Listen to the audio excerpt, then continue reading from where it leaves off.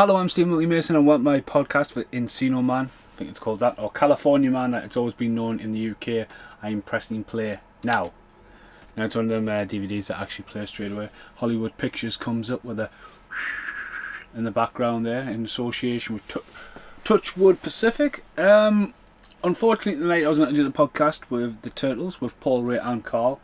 Unfortunately Carl couldn't make it. A lot of things, everyone seems to think that this whole lockdown thing's going to lift tomorrow, so I think everyone's been getting like bombarded by like, get ready for Monday, like the front cover of the fucking newspaper had pints and stuff, people like in the beer gardens, and like, shut up man, like we've got the biggest death toll in Europe at the moment.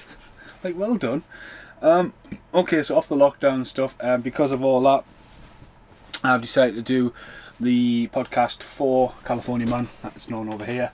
Watched it the other day, enjoyed it, still got it on VHS. It's got loads of cast who are in small breakout roles. Came along in the early 90s, Brendan Fraser, we'll talk about him in a bit. Mainly for me personally, Sean Astin from the Goonies, and then we've got Paulie Shaw. They are the three main guys. It starts off with loads of landscapes, and it's a bit off like the X-Files movie, running through the snow. But yeah, it's a bit of a shame we didn't get the Turtles podcast going. I literally had all the cameras set up, chairs set up, coffee set up, been in the toilet. And then I asked Paul if he wanted to do this. He hasn't seen it in years, so I've just decided, since I've set away my Tango and Cash, that I would do this. So the movie starts off as a caveman, Brendan Fraser and his girl, as they get into a cave, and there's a bit of a landslide and they're about to get frozen. You know, again, borrowing a bit from Jurassic Park, like coming back to life kind of things were going wrong there. The tagline of the movie is, where the Stone Age meets the Rock Age. I mean, to be honest with you, I don't see the grunge rock 90s. I mean, 80s was really the rock era when you look back at that. Les Mayfield, I'm sure he's directed quite a few things with that man, old school, like setting fires.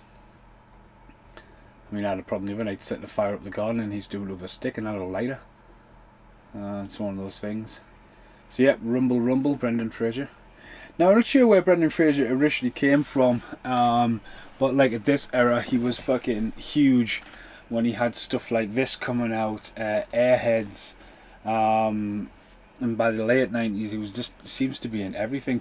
Wasn't scared to take on a few dramas, but this is my first introduction to him. There's Sean Astin there, who's aged quite a bit since the Goonies. Only ever seen him in Toy Soldiers, which I haven't seen for a long time.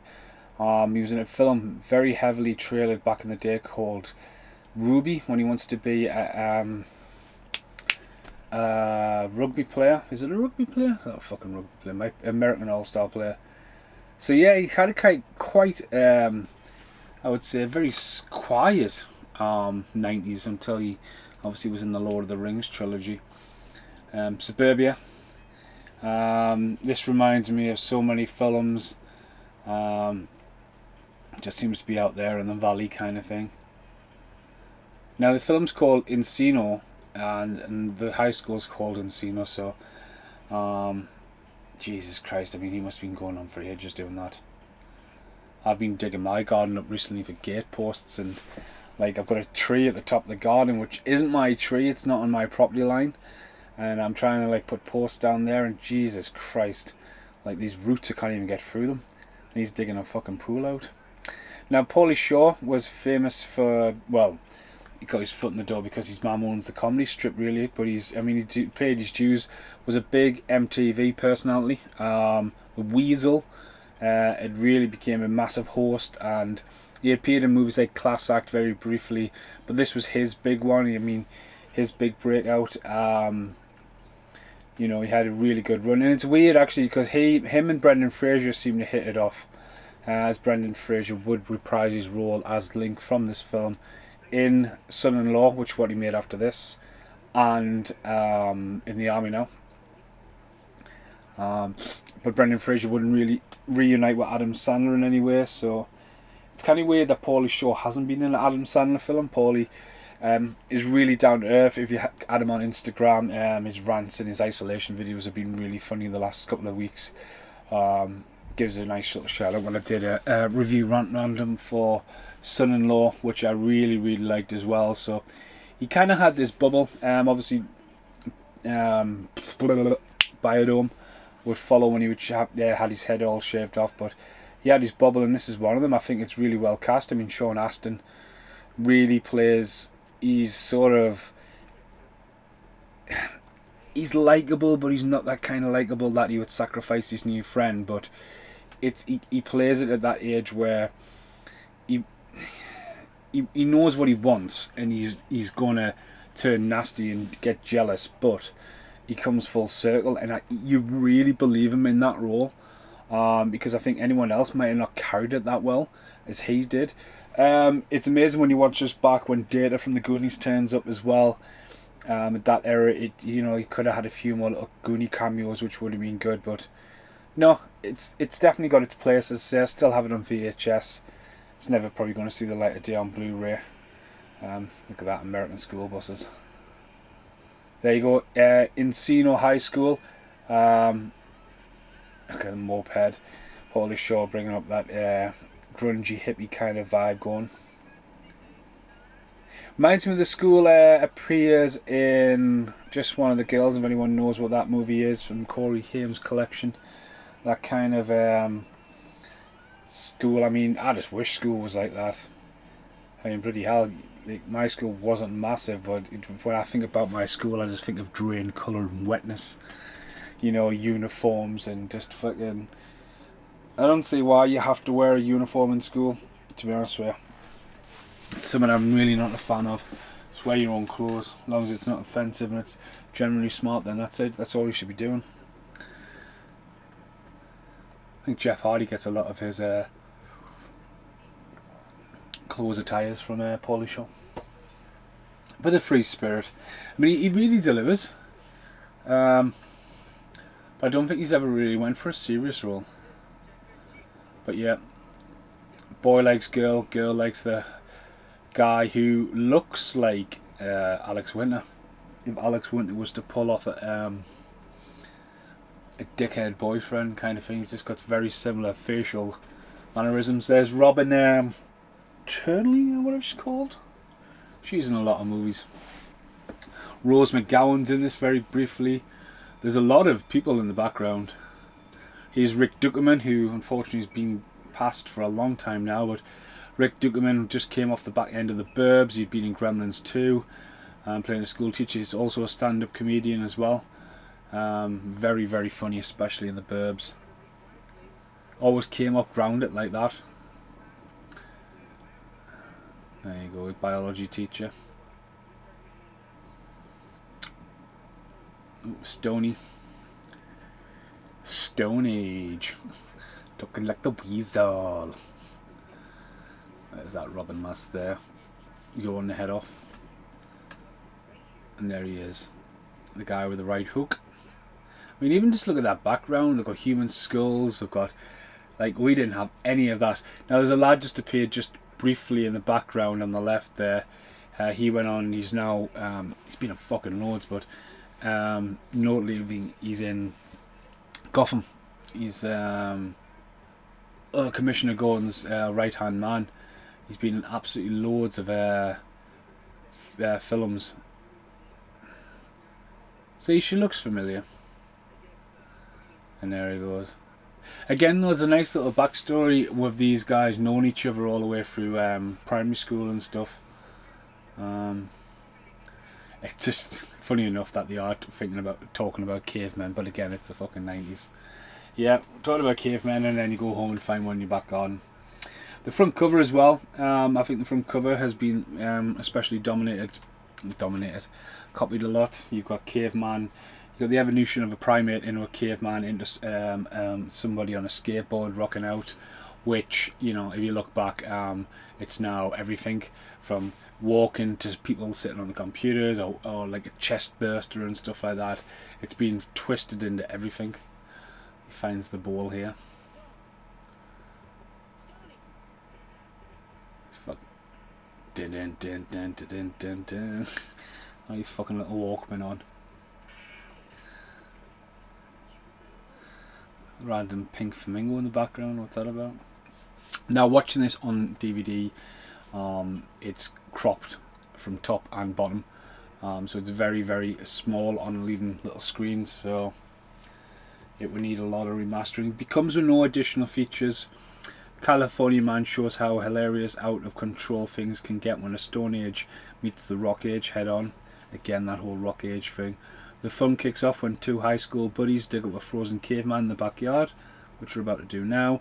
Again, showing his character there when he snatches the ball out of Stoney's hands, and I think Paulie Shaw really pulls it off. It's kind of like he understands what he's going through and just tries to be a good friend, and I don't think Paulie gets enough credit for this.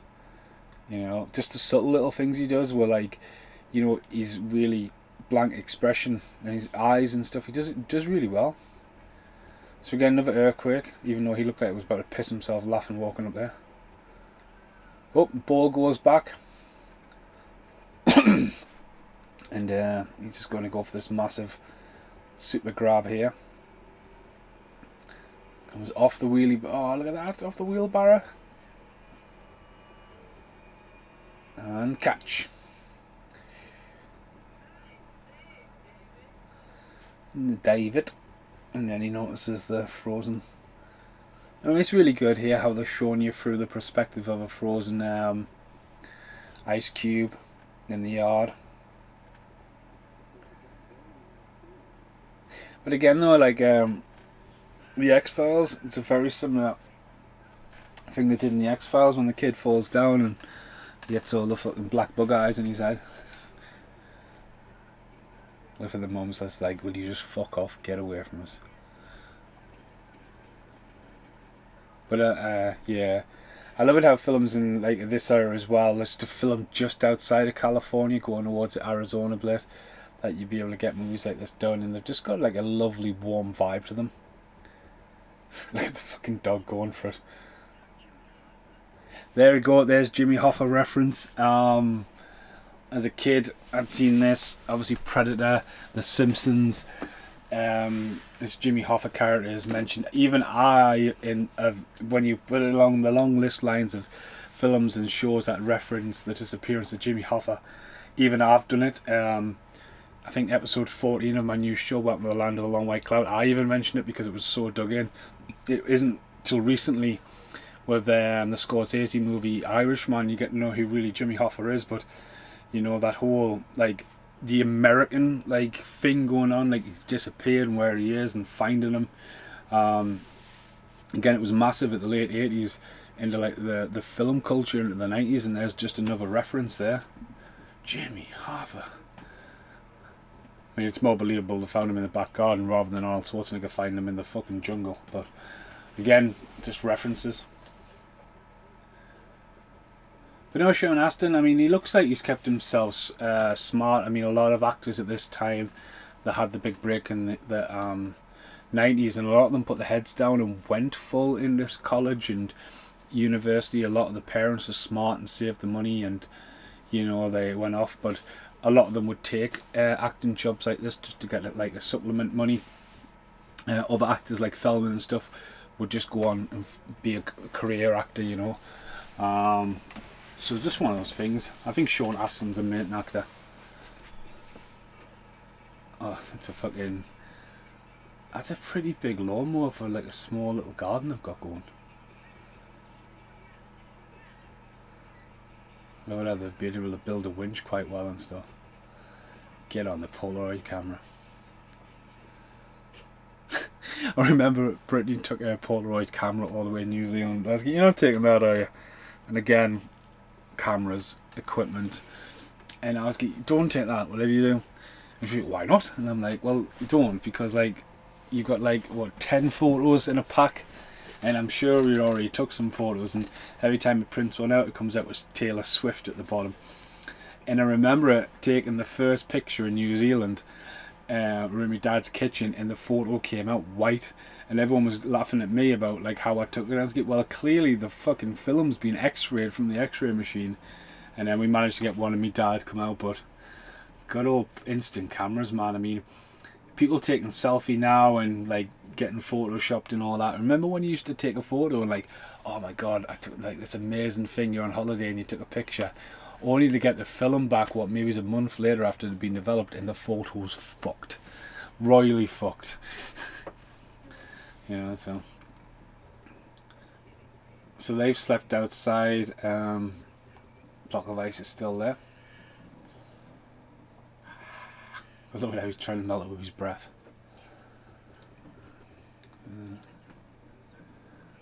I love how he mentioned somebody we're never going to meet. But Pauly Shore, a big fan, followed a lot of his movies. Give me 2 seconds there, I just need to extract some audio from this new podcast.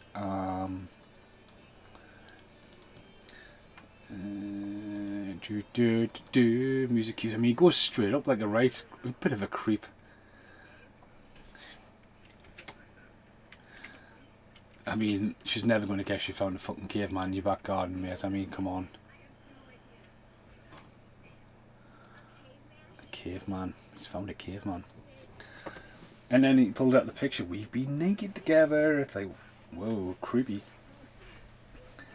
So, Pauly Shore, yeah. So, class act, he has a very small role. He was in this. He had a bit of string of movies. So, he was in Son-in-Law, which is a brilliant film. Jury Duty, Army of One, Biodome. But then suddenly he just seemed to really disappear. And then he came back and made a movie called Pauly Shore is Dead, which is brilliant. And then he's made stuff like, he was in the Bogus Blair Witch Project, Trash Cans. He seemed to just jump off a diving board and got really high, generally. And, you know, just landed there. But from what you see on Instagram, he's a pretty sound guy. It's just, you know, as a filmmaker and stuff like that, he had that bubble. And from what you see in Pauly Shore is Dead, which is almost like a mini biography into a movie he's made, I think it's something you need to see, because he's done well to bring himself fully around. Like, but if you haven't seen Pauly Shore is Dead, check it out. It's got the biggest celebrity cast ever in a movie. Right, the guy on the left there, that is the guy I was on about before, who's appeared in loads of movies. I'm forgetting where he's the scientist. I know he's been in loads. So Max Payne the other night. Shoosh! This guy totally screams the 80s into the early 90s trend. He's like the cool kid from the 80s that, like, wasn't becoming cool anymore. Whatever he wrote that quick.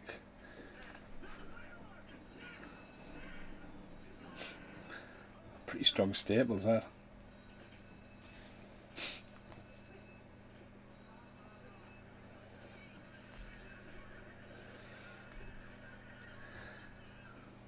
High school bullying. And the ice is breaking. So yeah, Brendan Fraser, he did this again. Airheads was really, really funny. There was a film heavily advertised around this time as well called The Scout, which, when you see the trailer, it was just this guy who could bat like really well and throw really fast. And I remember watching it, and it's not really a comedy, not a laugh out loud comedy. He's made a film as well I've only ever seen on VHS, and I've still got it around this room somewhere.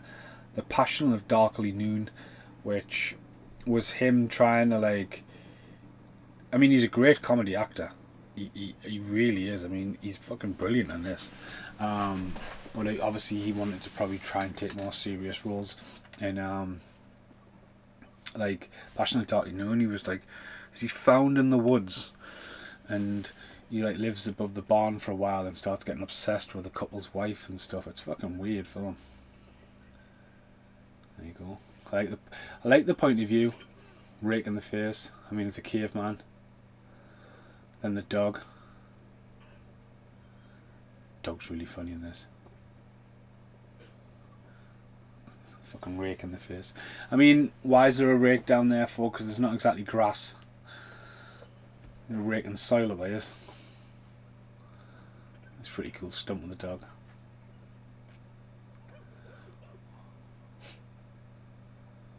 And he just like fucking palms it off in the face. Like, get on my feet.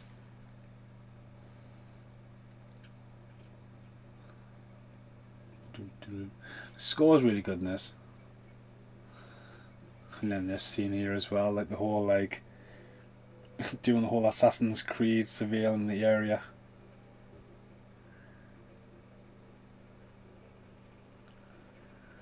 Starts shouting at the helicopter, didn't he?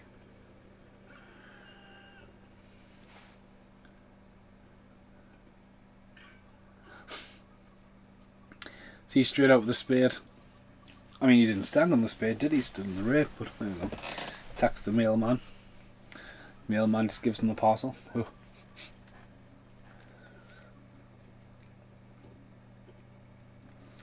Again, it's just scored really well. Probably take the string of the package. I mean, drinking out the water here.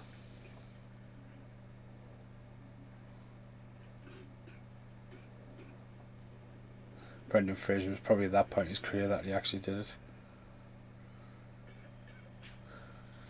And he attacks the garbage truck. It's really cool how obviously it comes down and almost like there's no big bin there, there's no reason for it really to come down, but he's attacking it because it woolly mammoth, you know.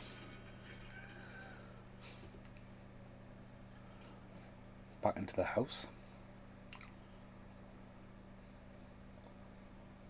Television comes on. Arnold Schwarzenegger makes an appearance. I mean, it's early morning. I mean, is it a VHS? Is it what? I'll be back. But it's, I mean, at the end of the day, they've got the score. In like, Terminator by this point would have been almost 10 years. And Terminator 2 would have just been the year before this was released.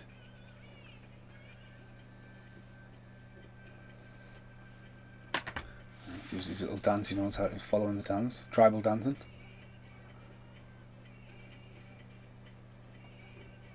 Check that out.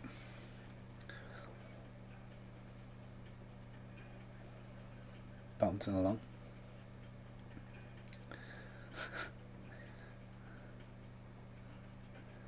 Oh no, he's melted. So let's get IMDb as we're about to get the discovery.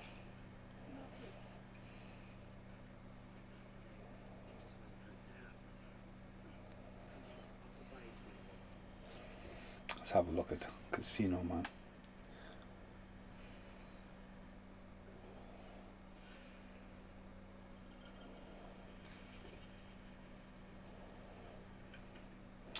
See, it's not even called California Man on IMDb. I like it when they both scream at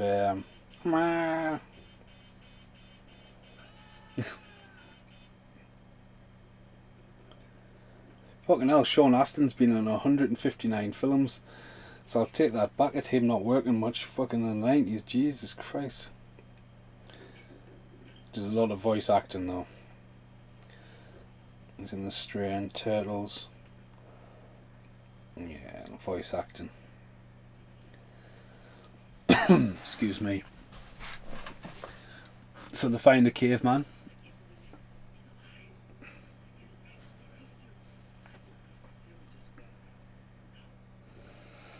So hang on. So Goonies 85, like Father Son, War of the Roses, Staying Together, The Willies, Memphis Blue, Toy Story, Where to Go, Legend of Prince Valiant. So he did this before he did that Rudy movie 93, so it's 92 this one. California Man, also known as Casino Man. Let's have a look at the director, Les Mayfield, first. So he's done quite a lot actually. Director. The Man, American Outlaws, Blue Streak, Flubber, Miracle on 34th Street 2 years later. That's a hell of a different jump. Mainly took the producing, I think. So Sean Astin, Paulie Shaw, Brendan Fraser, Megan Ward, Robin Shirley.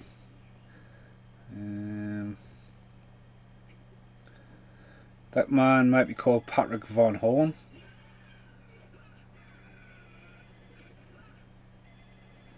No, it's not. It's definitely not called Patrick Von Horn.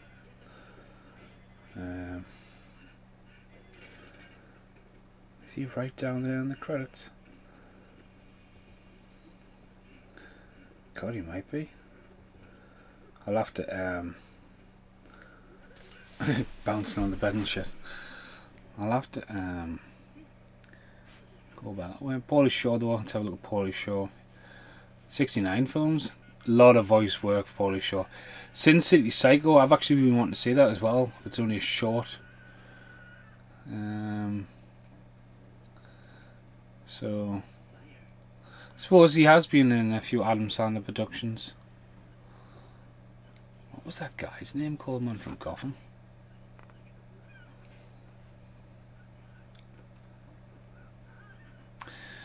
Donald Logue.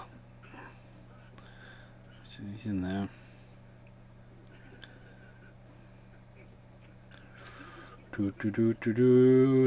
Today I've mainly been translating Spanish and Hindi. I get comments on my podcasts.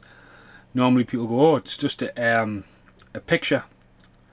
I know that's what a podcast is. Jim Carrey and Nicolas Cage were both considered for the roles of Link before Brendan Fraser was cast. I cannot see Nicolas Cage. Paulie Shaw was considered for the role of Link before producers met Brendan Fraser and decided that they were better suited for the part. However, Shaw so much that they created the role for Stoney just for him.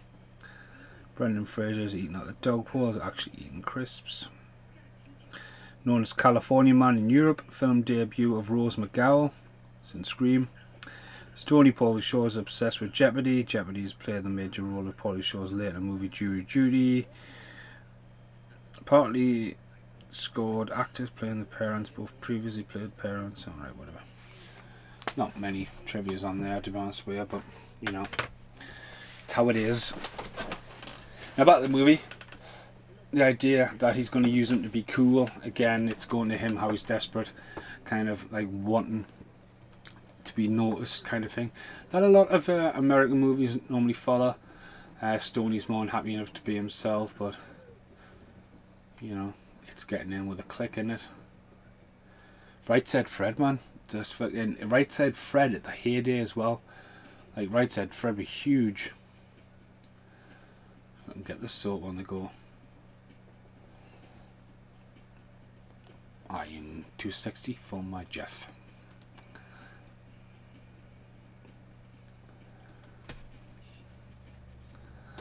Massive fucking bubble bath.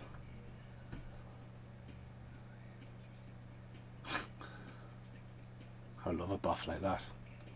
My bath, if I want to go down, I just literally just above my belly button. Like it's just.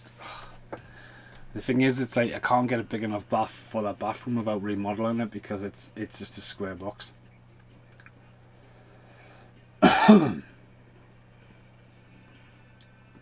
But talk a bit louder because Right Said Fred's blasting. I was like deeply about the way you walk. My brother Sam used to always dance to that when he was like 1 year old. I think it was just a way about the music beeped. There you go. He's got that like English wave. Try and check out the background, see if they've got any posters on, but it looks like they've kind of played it quite safe. All the posters are like ripped in half. Oh, buff, buff, buff.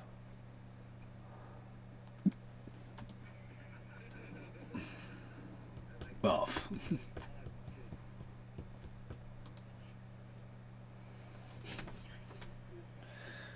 So he's obsessed with being cool.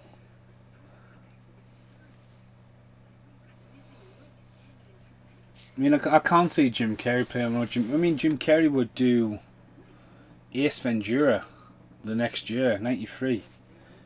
I mean, can you imagine Jim Carrey as Ace Ventura being Link? I mean, to pass him off to going to high school, it's just like, oh no.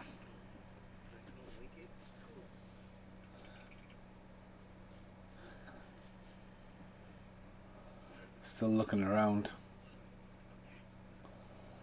Nah, it's a very safe background, I think. Oh, the old finger trick.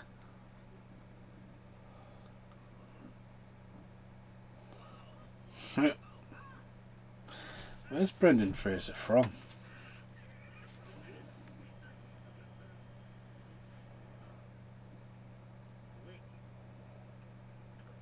Dave. Link. Dave. Was born in Indianapolis, Indiana. Canadian parents. I mean, he has sort of been taking pages. We've been in 73 films. It's kind of mental. Professionals TV series, 10 episodes.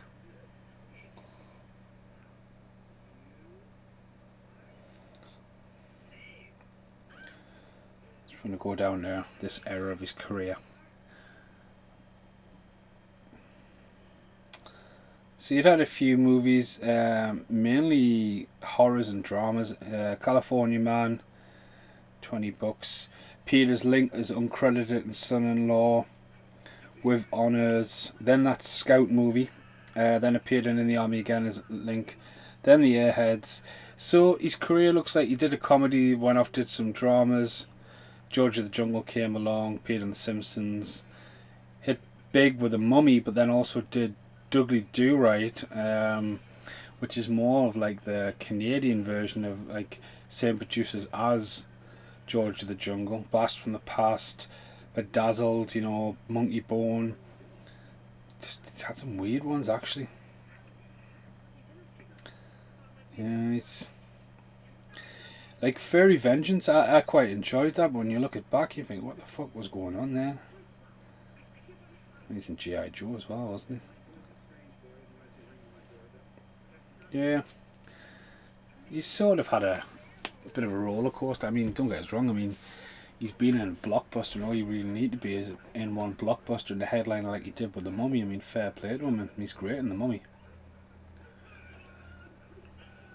Richard Mercer, who's just appeared, who Jack can never pronounce his surname. Mainly people will know him for being in It, the guy who writes It on the Wall. He's also in The Thing. That's the dog guy, but mainly a very similar role he plays in this to playing Les' dad in License to Drive. He plays the dad who won't give him the car and angry that his car, and it's very similar role to License to Drive. Exchange student.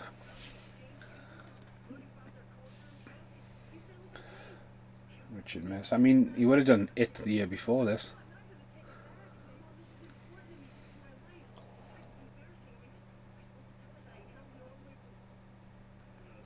Estonia.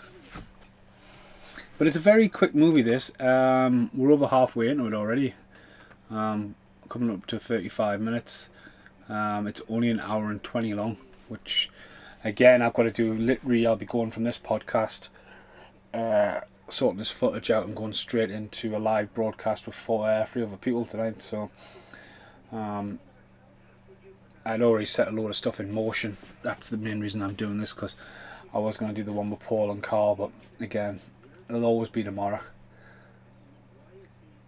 Fucking fireman's carrying the dog.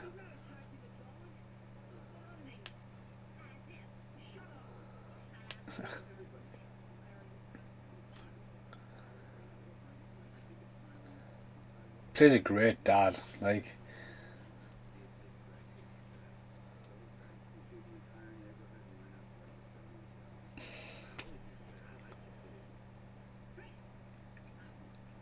Oh, the doorbell.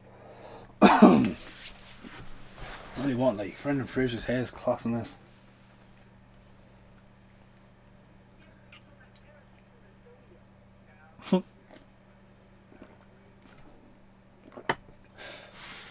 MTV. Like all their films in that era, there's always some MTV. It's huge.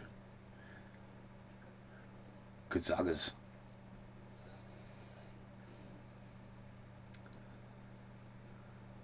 Even like the 90s, like a bit big then, wasn't it? Like the black and white, very loud shirts with like assaulted colour in it.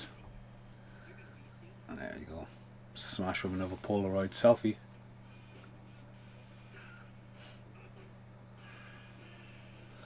We hit back to school.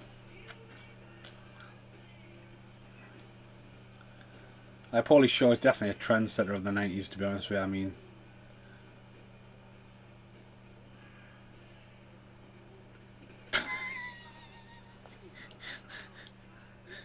there's certain things you can't act. Like, literally, you're just going to have to walk into this scene of this door and go for it. Even high school, I mean, like, if I think back to my school, it's just doom and gloom. There's Rosie McGower, who was obviously going to be a Scream Queen in Scream. He starts climbing up in the background here, it's quite funny. Again though, there's a lot of extras going on here in the background to make the school look busy. Again, is it filmed on a real campus? Is everyone getting involved? I mean, there's no... Again, going back to, there's no extra content or features for this.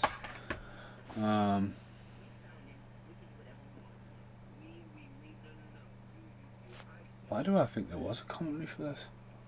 Definitely wasn't. Just maybe I've had prevision to me doing this commentary. She's been in a few films. I love it how it's that easy just to enroll them in school like that day.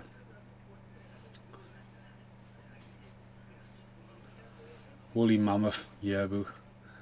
Now this is pretty insane, this. Just the whole like handstand and the front flip. I mean, that's clearly not Brendan Fraser, but that's an amazing stunt. Fucking class.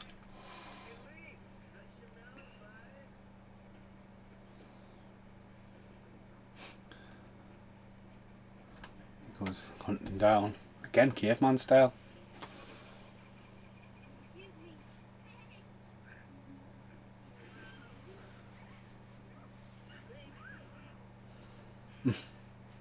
Borderline rape there, Link. Come back.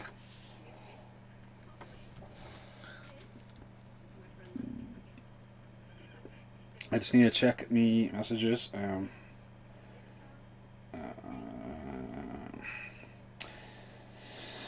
What the fuck? Mr. Jack is watching...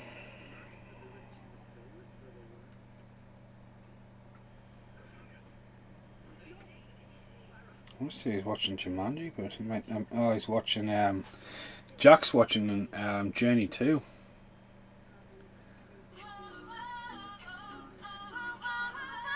Oh no.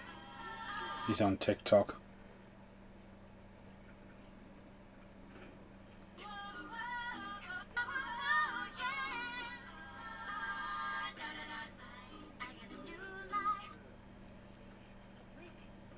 Jack's fucking singing on TikTok, Jesus fucking Christ. He plays it so well. The Vanilla Ice.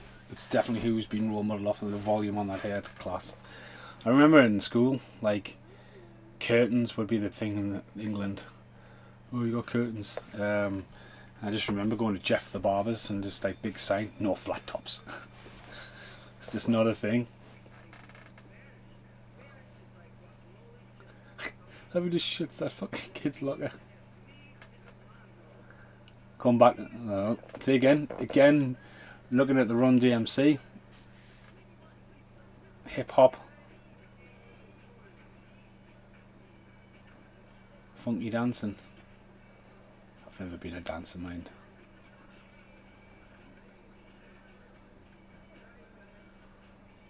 I love how he's still got the tag on his hat.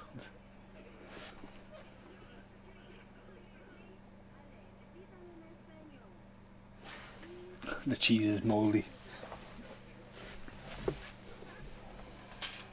The cheese is mouldy.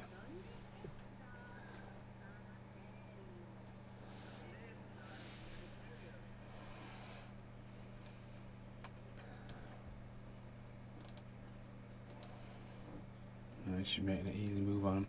Like, fucking hell, man. I mean, like, so I would say 95 or when I went to senior school, and like,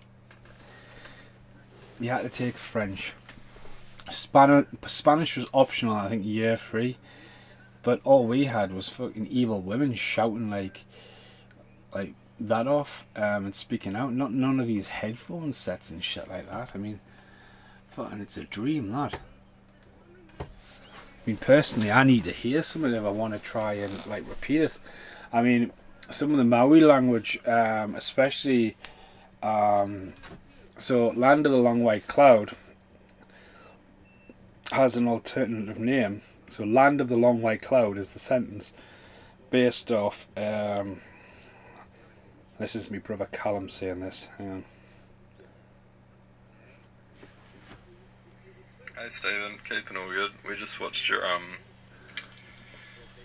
video before, number 0, looks good. Aotearoa. Aotearoa. So Aotearoa. Aotearoa. That's the land. Well, that's Land of the Long White Cloud. Aotearoa. Now that, so my brother could say that, I can now repeat it. But like in school, they're like, well, what's that? And like, fucking hell, man, just trying to learn a different language. There, it was just to see what they had. Again, going back to the Americanized of it, the guy behind the counter there, he went on to be in Independence Day. He's the guy who better not be another Russian side job, and also the guy from Star Trek, the leader of the Resistance in the Stargate era. But again, showing like little corner shops. Like, we had nothing like that over here, and we still don't. You go in there and you can get milkshakes, you know, hot food, giant bags of crisps, and like just that American style of it. Over here, just get fuck all like that. I mean, I went to the corner shop the other day, and because they've got it all quarantined, and where you've got to stand and stuff, this woman, you know, they say don't go out the house unless it's essential. This woman was storming around the shop and going fucking nuts for a tin of beans because she went up the wrong aisle. She came back down. There was a guy who, I mean, I'm not being funny, the guy should have had care with him because he was walking down the aisle, holding on to everything, picking everything up, turning around with stuff in his hand, looking at people trying to get past him. And you've got to keep that social distance, and it wasn't happening. And this woman was like, "Right, fucking past," and she barged past him. And then what was really weird for me, I waited because I was getting, I'll be back. That's fucking class. But as I say, I was waiting. I need to be here. I've just been to pick up a load of prescriptions and stuff like that. I'm going to the theme park. I mean, 90s mashup, and you know, this woman reappeared. Like, she'd went around and came back, and she was going, oh, as you can go in front of us, you know what I mean. I'm in a hurry. You're clearly in a hurry. And I looked, and she hadn't even fucking tied both her shoelaces. Never mind just one of them. So it's just like fucking hell. But like, you just don't get any of that. Like sweet variety, when you get to the end of the counter, it's just like a couple of things on a hook. Good 90s mashup at a theme park. I mean, what a great day out filming. What are you going to do, Dave? They're going to go to the theme park. Maybe it's 2 days, all coverage and stuff. I mean, getting a camera like that on a roller coaster, then obviously they would have been sitting back. Get loads of hot girls with no tops on to go down a fucking, you know what I mean? It's just totally just like people in the spur of the moment, or like people want to be actors, and I mean, risky as fuck doing that with a camera, like, but again, no, it was the cool thing to do. Not attacking a panda guy like that, but like True Romance, same year, did a whole roller coaster scene, you know.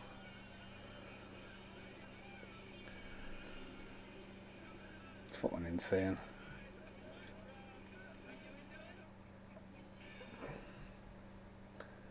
See again, he's sitting there, he's getting frustrated. It's like being the main. It's quirky. It's a complex character he's pulled out, like. Even to give him grief there. I mean, fair enough. Like if they just did ditch him, I would be like, "Where the fuck is B?"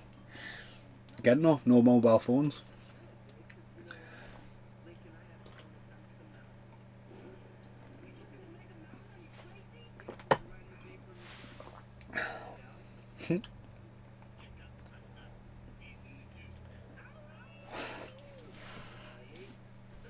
buddy.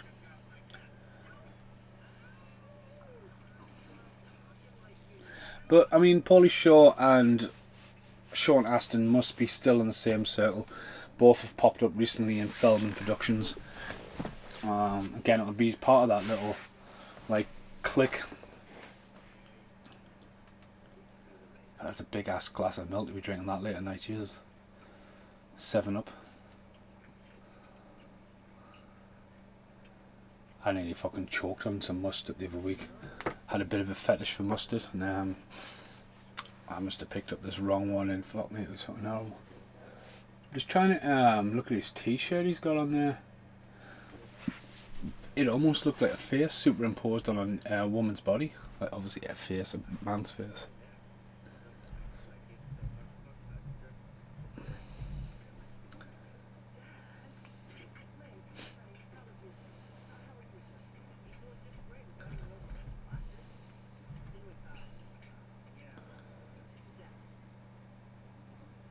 Tracking the fly.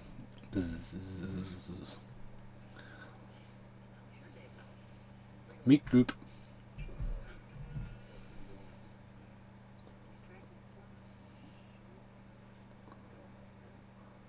So I'd look under the t-shirts because he's wearing one as well. Link, they're wearing similar t-shirts, so I don't know if it's something they've got done at the fairground or. Get a look at it.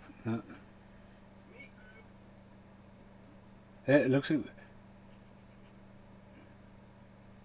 Oh, so there's a ball from the start of the movie. They find outside, and he's actually going to eat there. See, it can't get a good shot of that t-shirt he's wearing.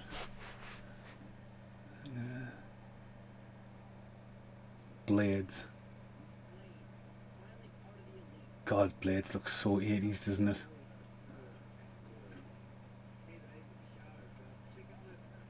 I think it's cool though that it's the fact that, you know, it's like ice hockey as well.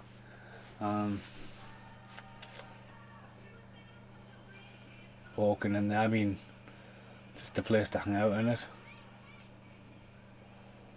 Fucking check that jumper out. That's somewhere like Mitch would wear that. Mitch keeps appearing. He was in the back street the other day and you had this bright pink fleece on. I was like, where do you get these tops from? I mean, I would wear them. But obviously not there. Right, so the lad there on the microphone is funny enough in Idle Hands, which I also watched the other night. Obviously he was in a Bon Jovi video, has appeared in a few. He's also in Event Horizon. He's a baby bear who goes out and gets his fucking entire body exploded. Again, it's got quite a big cast. Like definitely people. I mean, all these people went on to be in quite big roles. I mean, I need to check is Robin last because I'm sure she's in something pretty big now. I mean, talk about creeping somebody out. We've been naked together.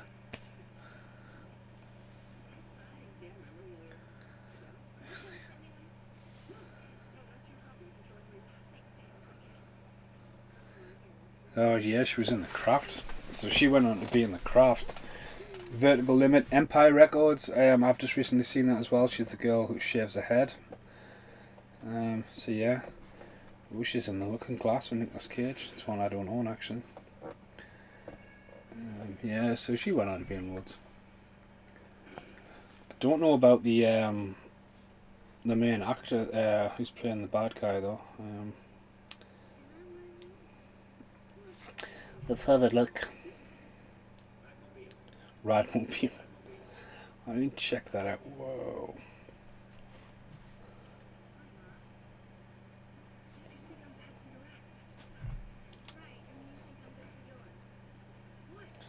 Let's have a look.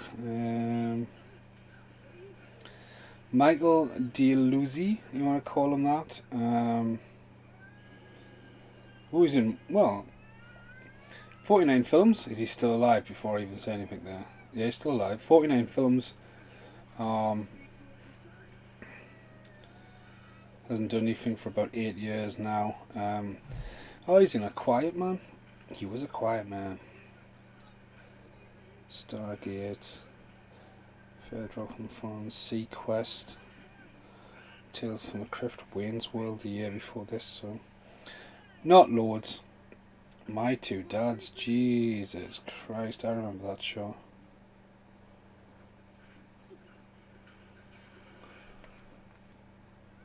Sheesh.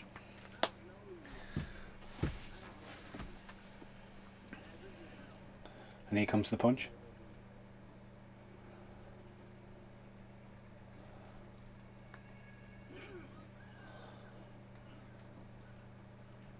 He took it.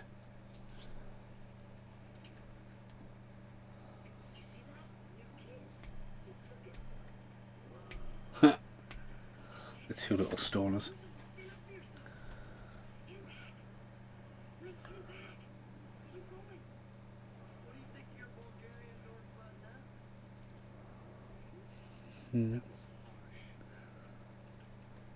See, even like Paulie Shaw's character, he's not afraid to like stand up to the bully. It's kind of, it's not your stereotypical cast.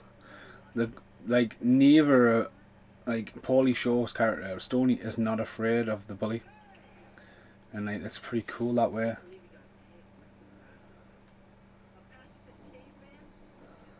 Still got the neon lights of the 80s going out there. I think it's fucking awesome, some of the light decoration of the 80s now. It's starting to come back and stuff.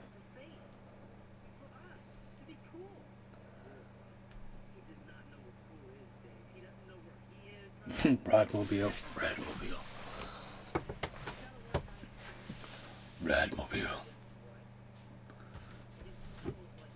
Buttholes. Here we go. Wrestling classics. Dino Bravo.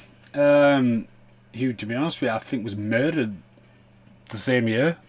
I need to have a look at that. This is teach him the aeroplane spin. Gorilla Monsoon in the background there, and voice there. I mean, it's a legit WWE tape. Some Kung Fu. I'm Gonna Knock You Out as well, playing in the background. I love it how he smashes the other. It's fucking brilliant, that. Fucking 8 eggs. Dino Bravo died the 10th of March 1993, so he literally died the same year this was made. I say he died, he was murdered, I think. They were saying on there, the dark side of the ring. Oh my, there's a lot of pancreas jokes in this by Paulie Shaw. Again, look at that shot though, like it's fucking lush, there's so much colour going there. And he befriends the stoners, which is pretty cool, little skate rats. Now the frog here, obviously he heats it up in Son-in-Law when Paulie Shaw's walking around a house party. I mean, doing 3 black flips and I don't know what the fuck that's about. But he obviously takes the frog off Paulie Shaw's head, lights it up with a lighter, then eats it. So again, a montage. Still a big thing in the movie.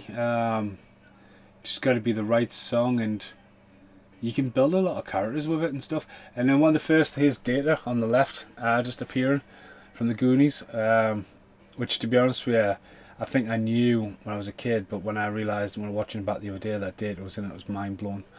I was just like, fucking hell, it's Data from the Goonies and Indiana Jones.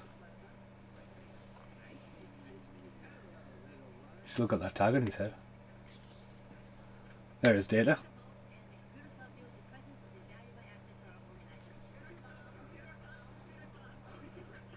That's fucking cool. It's got 2 members of the Goonies in this movie.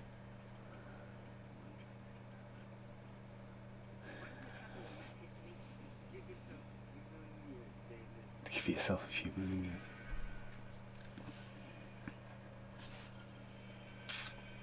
years.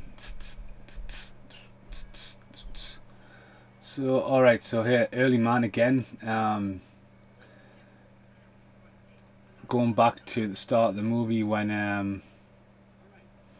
they're showing you what the caveman is. Rook Duckerman's returned, and like, obviously, it's just written in the script that it's going to be they're going to be showing you what a caveman is. To put him in this environment and story create. Fuck, where am I getting there? Obviously, the start of the movie, they show you that diagram, and Dukeman's giving the speech about the caveman, and it just so happens that they find a caveman to now branch on that's what they're studying at the time. So they would go and visit on a school trip a caveman exhibit that was obviously in town, but obviously just again, it's a movie, especially with this scene as well. It's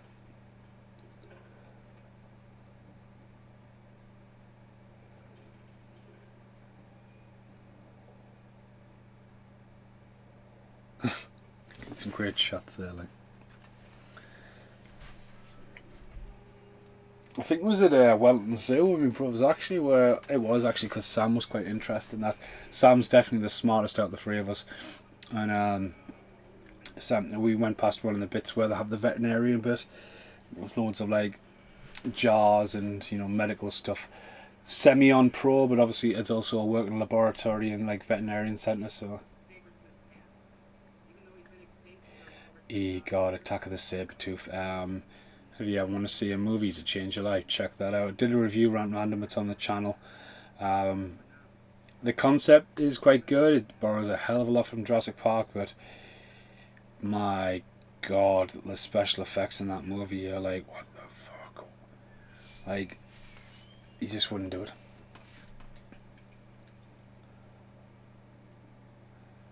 Obviously, it's hit home what he is.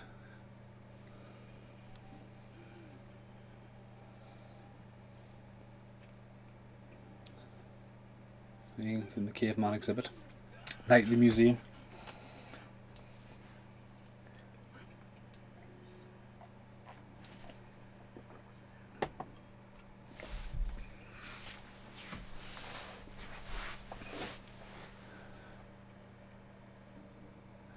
I mean, he is the oldest man in the world.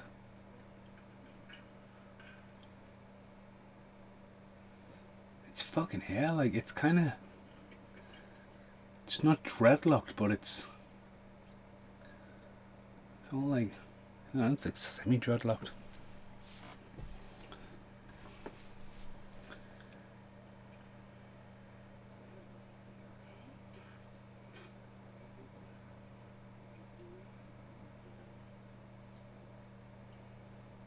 Quite a good scene by the three of them. And of course the bad guy starts thinking that he's a caveman, and you think it's going to pay off. Oh, a fucking big conspiracy, he's a caveman, and everyone's like, yay! It's fucking class. So what, he's a caveman? Look at a lava lamp in the background there. A fucking hammock. At my dad's new house, there was a bit of land, and it just fucking unbelievable. It's like a passage down, you just look out of this fucking valley. And my brother Sam, when he was there, because Sam lives in Wellington, he put this hammock between these two trees, and I know exactly why he's done it, because if you can get in that hammock and just swing life away, just staring out that valley, you're like, fucking hell, it's just unbelievable. But like, there's once upon a time there must have been steps made with solid, like iron little right angles, to build a step up, and like over years, like they're no longer steps anymore. And I was like, fucking hell, if you fell off, I mean, if I got in this and it snapped, that's blunt wound trauma. Like literally, honestly, I'd never risked it. Always wanted to, but wasn't going to risk it. Again, I think if you watch the show The Land of the Long White Cloud, it'll pop up on there. There you go. The whole Bill and Ted maybe is a bit of a cue there. Radmobile. He's loose behind the car. He's away. Burn rubber. I love it how she's just like, hey Dave.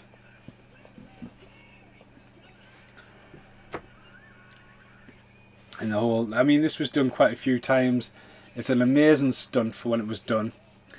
Normally on scenes like that, it's got a bar in the side so to keep the car upright. But obviously used quite a lot in Twins a couple of years beforehand.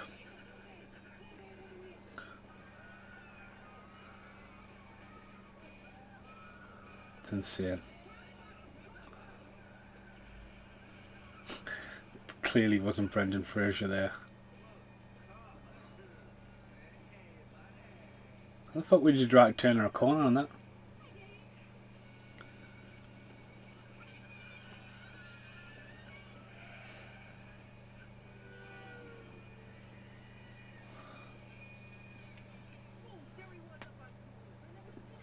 Driver instructor's been in quite a few things.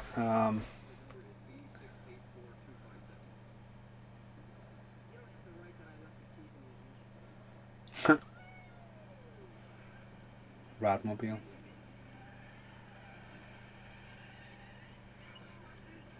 Fucking parking like that. New Zealand, they've got it right. You can only park on the road you're travelling down. So if you're travelling down the left, you can only park on the left. And I got so used to that, I came back and the other day, like, the guy gave us a bit of attitude, but like, he wasn't fucking indicating, and he was coming down the left side of the road and just fucking cruised across the wrong side of the road to park.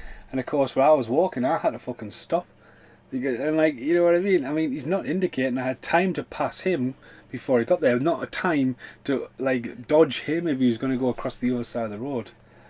It's quite a funny scene here, actually. The weasel when they hit the shots and stuff.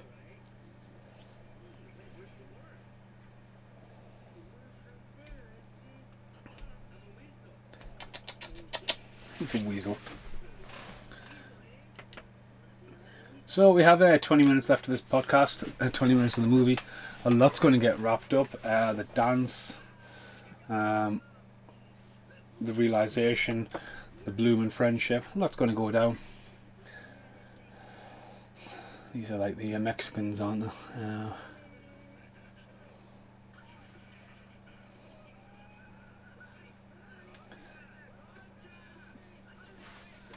I mean, if he's meant to be in senior school and he's meant to be, what, 18, 19, he definitely looks like he's in his early 20s.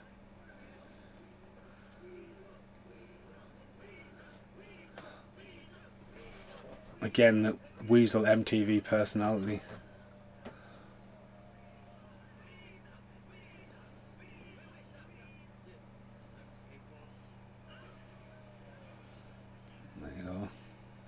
In broad daylight, that place is fucking bouncing for the middle of the afternoon.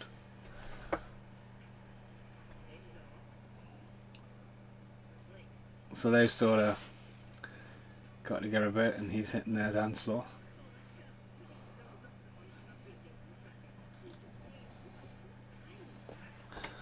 So I don't think there's anything I can do with this edit. No, there's not.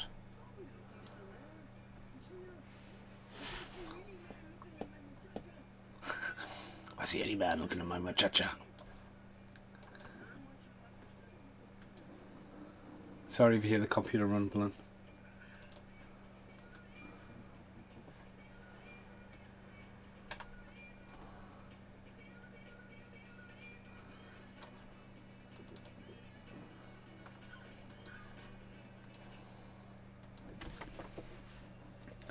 So they're breaking in. Current police reports. Linkovich Jaworski.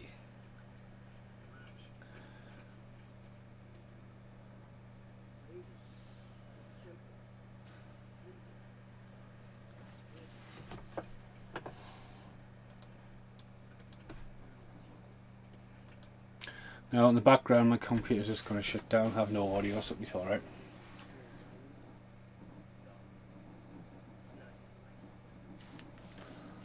License. Maybe that isn't that guy. I'm sorry, like, I might have fucking said myself wrong. It's a guy from Gotham, but it's maybe not. Just that's the first time I've seen him on a side angle. Let's have a look.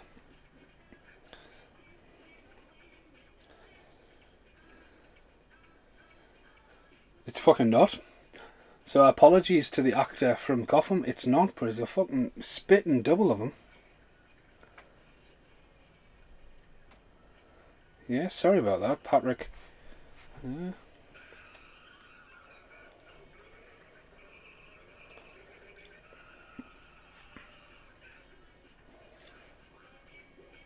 So Paulie Shaw was born in 1968 to 12.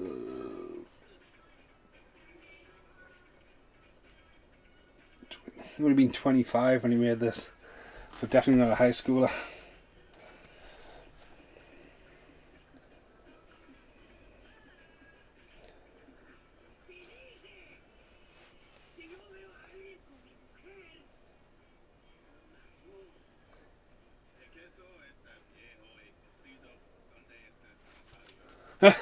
Oh Jesus, hold him up. Again, you think he's going to have a run in and he says shit like that.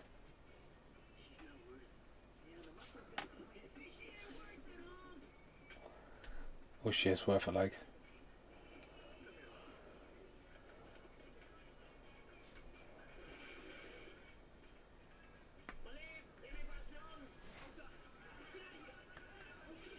Huh. Police. Again, why would the police suddenly just break down the door? I mean, there's loads of like random people up there.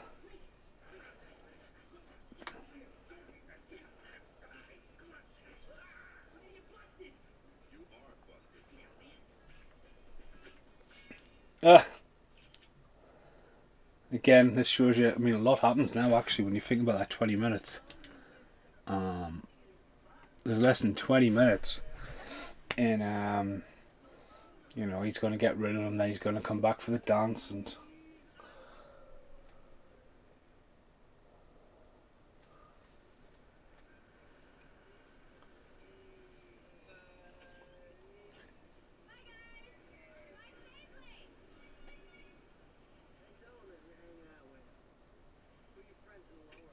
He fucking nails it as a fucking dickhead boyfriend, like.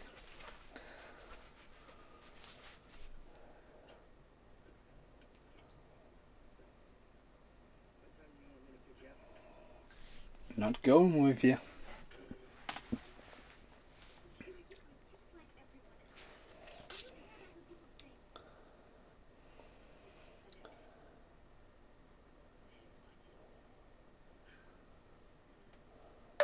How do you say rocket launcher in Dutch? In Dutch, you would say raketwerper. Raketwerper! Fucking Jack on TikTok. Apologies. Things you didn't notice in famous. Oh my god. Who's cooler than you? Me. Get one phone call.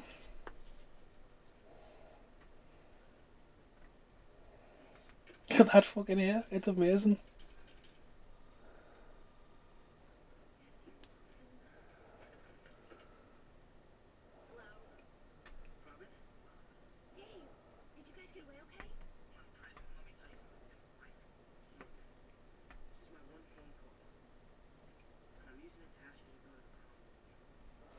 Oh dear. You didn't even think about that.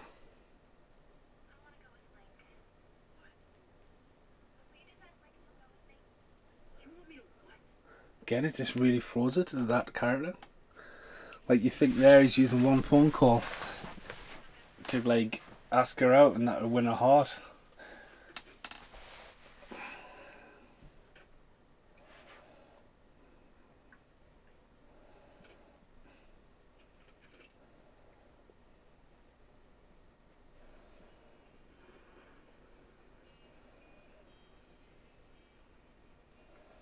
Do we get a slight hint that there's a...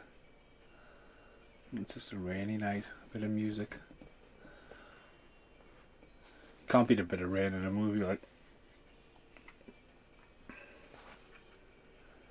And he's just going to say goodbye to him.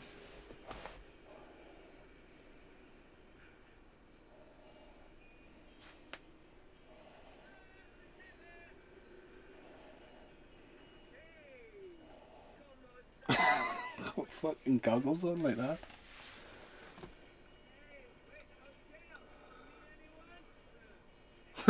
How was jail? Did you want one? I mean, it's a PG, and it's like snuck that little joke in there. I mean, to be honest with you, this was reclassed now. It'd probably come out as a 12.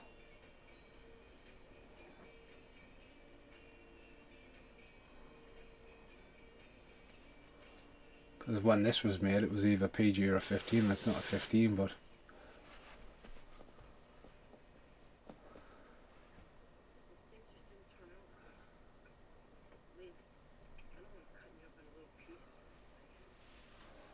give me his backpack, setting him on his way.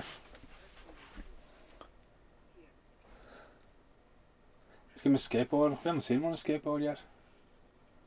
Radmobile.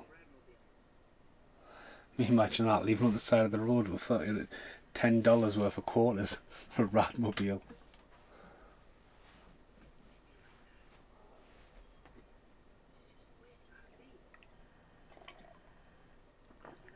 Again, that jealous character.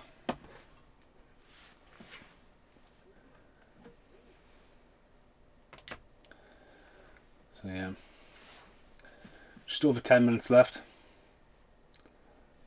Sends him on his way.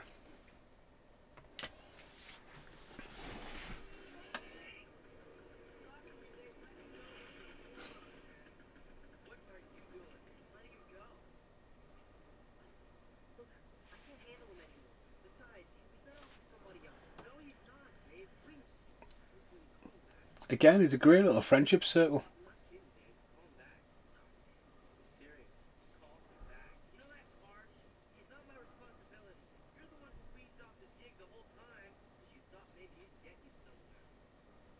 And yeah, they start fighting.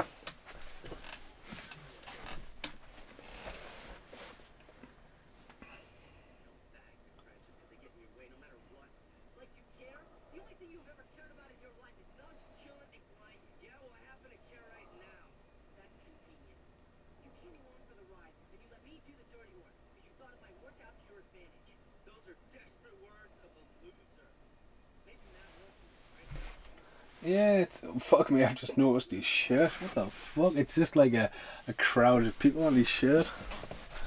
I've never noticed that before.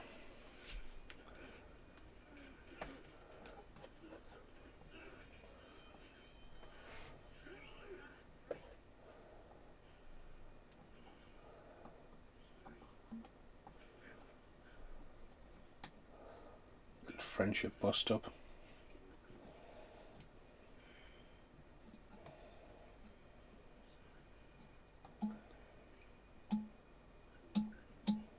So Paulie and Brendan must have really got along.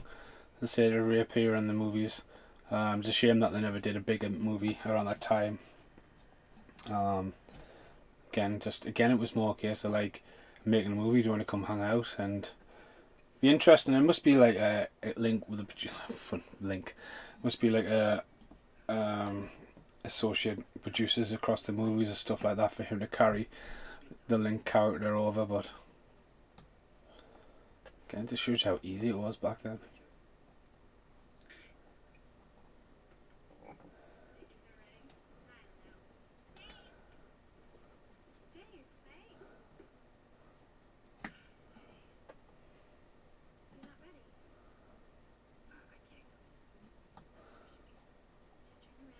See again though, their friendship, you know what I mean? It's the whole backstory of them being friends as a kid and stuff, and the acceptance of he likes her and he's finally said that to her and stuff.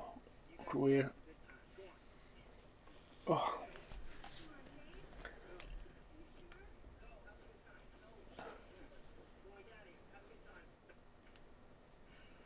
There you go. Does the right thing, even though it's going to break his heart.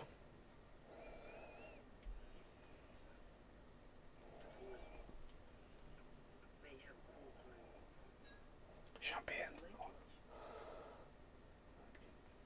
I like it how the pool's half full in the background.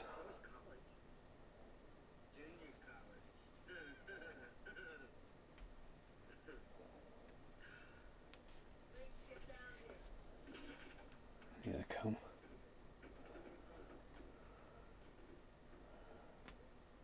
Look, he's giving me a boost. He hasn't realised he's in front of him. Must have been the best take. Great video of the year. And then what's on that poster? Oh, it's music videos. Looks like Genesis, and that is an amazing stunt. That is brilliant. So he falls in the bed and when he just stands up and the whole fucking, like, it just whips him back down the floor. It's fucking class, that bit. So he finds that the polarizer being a caveman. Oh, that fucking stunt. Sometimes I wish with podcasts you could rewind it back.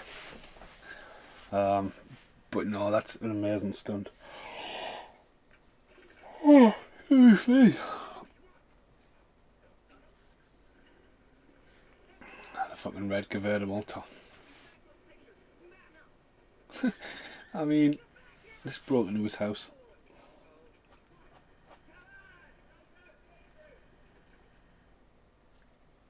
And a little earthquake. Now that is just setting up something for later on. Meanwhile, we'll skip through all the dance. They are the homecoming queen. That's Data.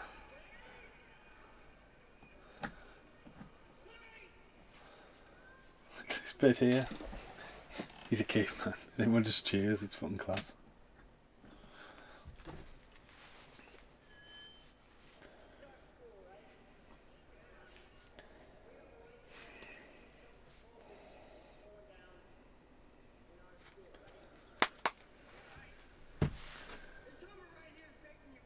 Now that I've seen that guy, he's definitely not the guy I think he was. It's a good. I think I've realised that on the podcast. It's good.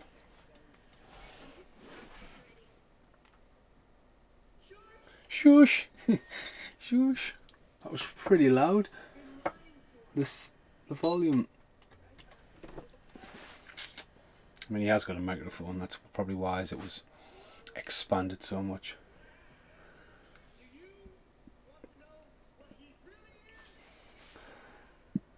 He's a caveman.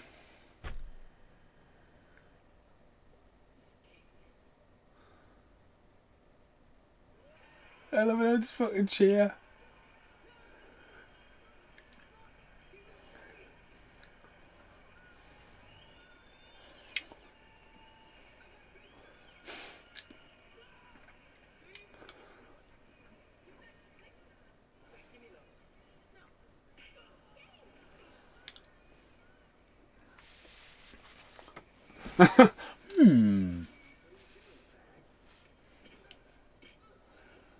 Double headbutt. Airplane spin.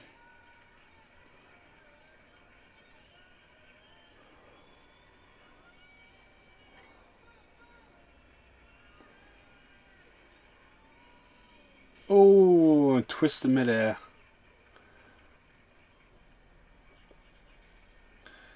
And Paulie Shaw comes along. It's like the punch over his hair.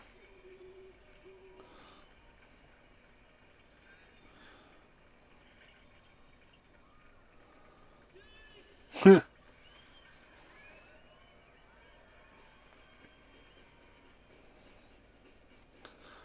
comes the drummer.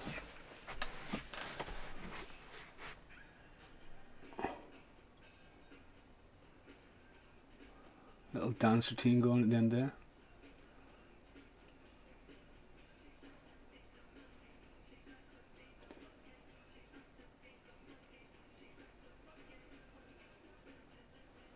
Good old dance off. I've never seen that happen in England. Someone taking over the dance floor just to busk out, everyone claps along. It's, you know.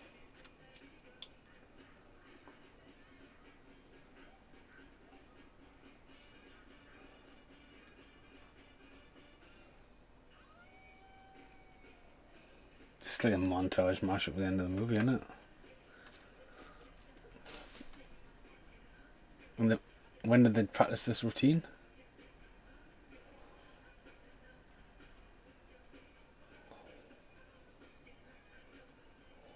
I know everyone's on the dance. It's like, what the fuck? Again, it's a feel-good 90s movie, really, isn't it?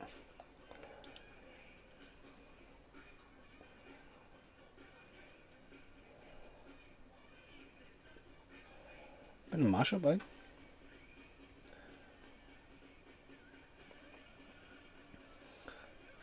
dancing for the crowd.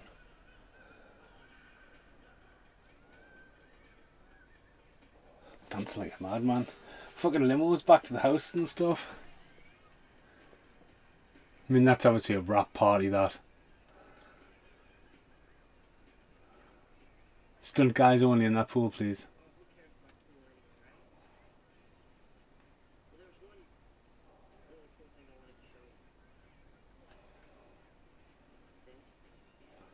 And he gets a kiss.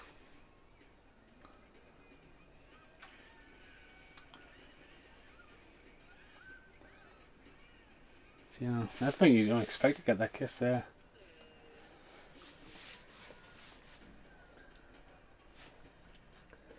And then boom.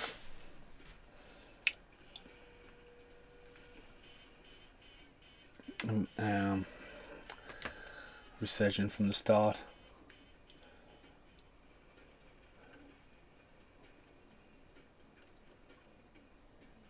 And there she is.